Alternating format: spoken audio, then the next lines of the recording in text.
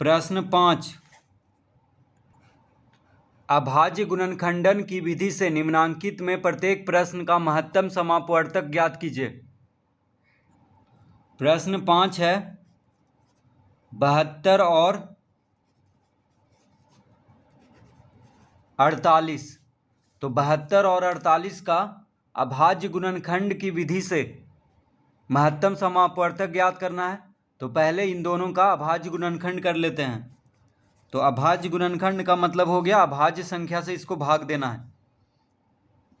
तो 2 से कट रहा है, देखिए 2 क्या है, अभाज्य संख्या है। 36 दूना 72, फिर 2 से कट रहा है 18 दूना 36, फिर 2 से कट रहा है 9 दूना 18। अब 2 से 9 नहीं लगेगा, 3 से लग जाएगा, 3 भी अभाज्य संख्या है। तो 3 तिहाई 9।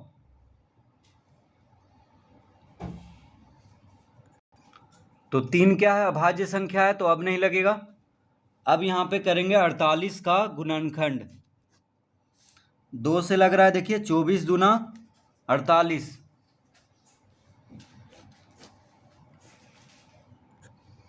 फिर 2 से लग रहा है 12 दूना 24, फिर 2 से लग रहा है 6 दूना 12, फिर 2 से लग रहा है 2 तिया 6।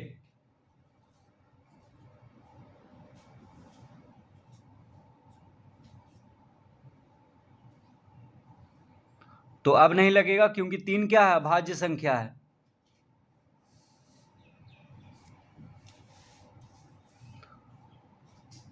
तो यहाँ पे हम लिखेंगे, तो 72 बराबर कितना आ गया, देखिए 2 गुना 2 गुना 2 गुना 3 गुना 3। तो 72 का गुणनखंड देखिए 2 गुना 2 गुना 2 गुना 3 गुना 3, इस तरह लिख दिए। अब 48 का गुणनखंड हो गया 2 गुना 2 गुना 2 गुना 2 गुना 3। तो 48 बराबर हो जाएगा 2 गुना 2 गुना 2 गुना 2 गुना 3।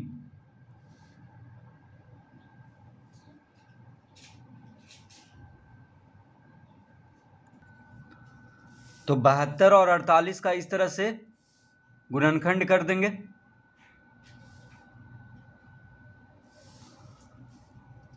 अब देखिए महत्तम समापवर्तक पूछ रहा है, तो महत्तम समापवर्तक को संक्षेप में मासा लिखते हैं। तो मासा बराबर हो जाएगा, अब देखिए दोनों में कौन कौन मिल रहा है, तो 2 गुना 2 गुना 2, देखिए 2 गुना 2 गुना 2 2 गुना 2 गुना 2।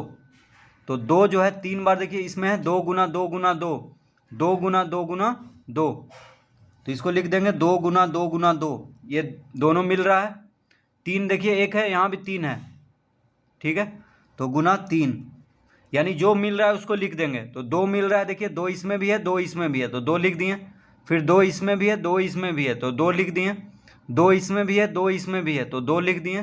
फिर 3 इसमें भी है 3 इसमें भी है, 3 लिख दिए। यानी दोनों में जो मौजूद है उसको लिख देना है, जो संख्या दोनों के गुणनखंड में है उसको लिख देना है। तो उसको गुना कर देंगे आप, 2 दूना 4 4 दूना 8 8 तिया 24। तो मासा हो गया 24, यानी 72 और 48 का मासा क्या हो गया, 24।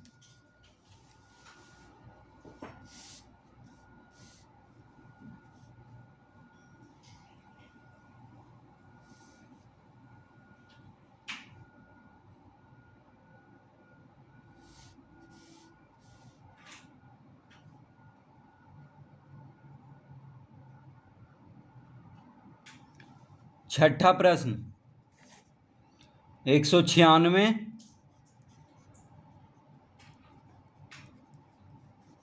और 294। तो 196 और 294 का मासा निकालना है अभाज्य गुणनखंड विधि से। तो 196 का पहले अभाज्य गुणनखंड करेंगे, 2 से लगाएंगे, 9 दूना 18 2 8 16, यानी 98 दूना 196। फिर 2 से लगाएंगे, 2 चौके 8 2 नमा 18, यानी 49 दूना 98। अब 49 जो है 7 से लगेगा, ठीक है, 7 सते 49। अब नहीं लगेगा क्योंकि 7 क्या है, अभाज्य संख्या है। अब 294 को गुणनखंड कर लेते हैं, 2 से लग जाएगा, 2 गुना 1 2, 2 चौके 8, 2 सते 14, यानी 147 दूना 294। अब 147 जो है सीधा 7 से लग जाएगा, नहीं 3 से कट रहा है। देखिए 7 4 11 1 12, इसको जोड़ने पे, तीनों अंक को जोड़ने पे देखिए 7 4 11 1 12, 12 आ रहा है, 12 3 से कट जा रहा है। इसका मतलब यह संख्या भी 3 से कटेगा। 3 चौके 12, 2 इधर गया 27 हो गया, 3 नंबर 27। अब 7 से लगेगा, 7 सते 49। तो ये हो गया 294 का गुणनखंड। अब इसको लिख लेते हैं। तो 196 बराबर हो गया 2 गुना 2 गुना 7 गुना 7। देखिए 2 गुना 2 गुना 7 गुना 7, और 294 बराबर हो गया 2 गुना 3 गुना 7 गुना 7।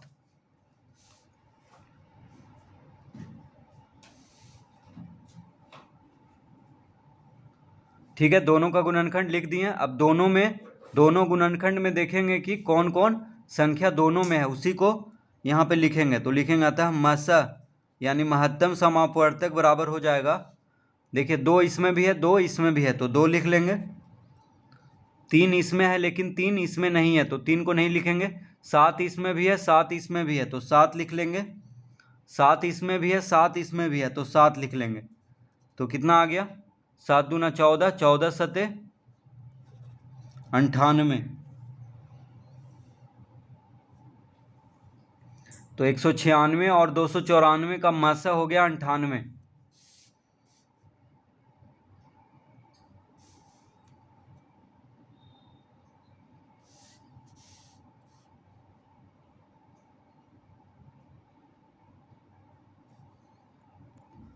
प्रश्न 7, 315 और 441। 315 और 441, तो इन दोनों का मासा निकालना है, यानी महत्तम समापवर्तक निकालना है अभाज्य गुणनखंड विधि से। तो 315 का पहले अभाज्य गुणनखंड कर लेते हैं।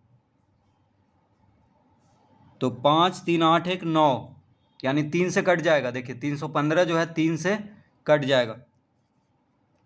3 गुना 1 3, 3 पचे 15, फिर 3 से कट जाएगा। 3 तिहाई 9, 3 पचे 15, यानी 35 तिया 105। अब 5 से कटेगा, 5 सते 35। अब 441 का अभाज्य गुणनखंड करेंगे। 4 4 8 1 9, देखिए 3 से ये भी कट रहा है। 3 गुना 1 3, 3 चौक 12, 3 सते 21।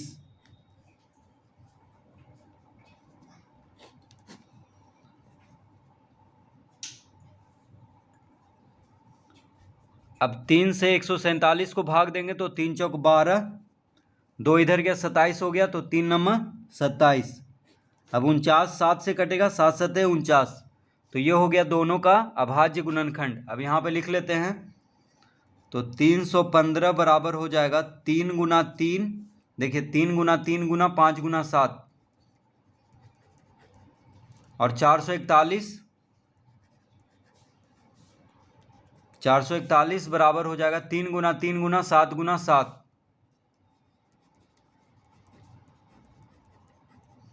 इस तरह लिख लिए। ठीक है, दोनों का अभाज्य गुणनखंड। अब मासा क्या होगा,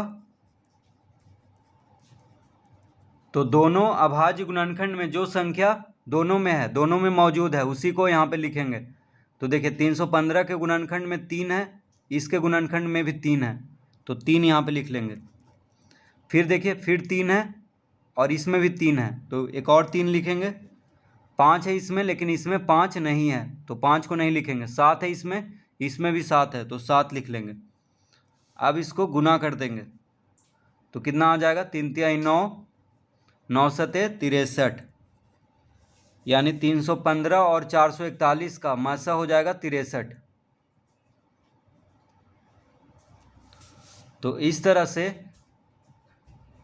अभाज्य गुणनखंडन विधि से मासा ज्ञात करेंगे।